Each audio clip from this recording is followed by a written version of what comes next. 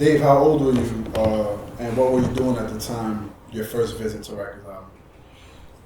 I was 19 years old, working for the New York City Fire Department as an EMT, and my first experience was running into a patient from Riker'S that was he was beat up so bad, like you couldn't recognize him. They give you paperwork to look at so you could make a comparison, like get his information, his name. His picture didn't even look like what he was looking like. He was beat up like on both sides of his face. Like, I don't know how many fights you have, but usually you have strong right or left. My man was beat up on both sides of the face, unrecognizable, and barely holding on to consciousness. It was like really interesting how that could happen and there not be a second patient.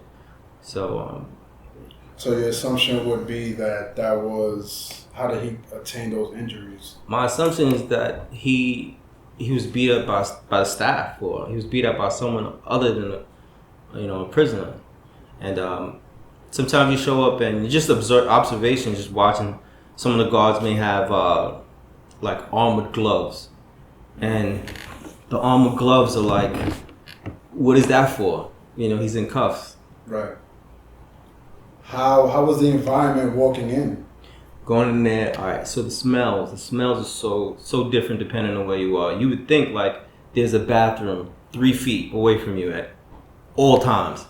I mean, it's just body odor and piss and I don't know, smells. It was just funky, and it's almost like they didn't want to put the AC on. Like they invite that aroma sometimes. So it was pretty hectic. Did you feel out of place, overwhelmed, nervous, anxious? When I got there, I was expecting people to be locked up. I was a bit surprised. I was taken back when I saw people kind of walking around, and there's like a TV room. I kind of get it now, but back then I was like, oh shit. My partners had to kind of like, chill out. This is normal. Did you see anyone that you might have known from outside your neighborhood, friends, family, loved ones that were in Riker'S? Yeah, so my wife has a cousin, and we went to a call, it was a seizure call, and as I'm treating the patient, someone calls my name out, I turn around, it's my wife's cousin, and how'd you feel? It's strange because I saw him after he got out. It's kind of like, to be in there and then to come out.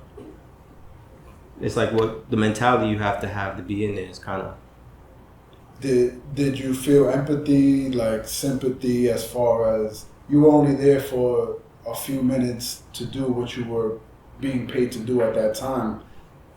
Like, did you think back of the inmates or the officers or the civilians that were there for the entire day? Like, did you feel bad for them? Were they even a thought? I don't even know how people volunteer to do it. It's an extremely difficult job. I do feel bad for both parties because even if you do commit a crime, that's kind of like a extreme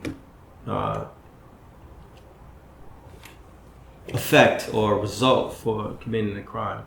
I mean, there should be something similar to what you've done. If you've committed a crime, you should pay, based on that crime.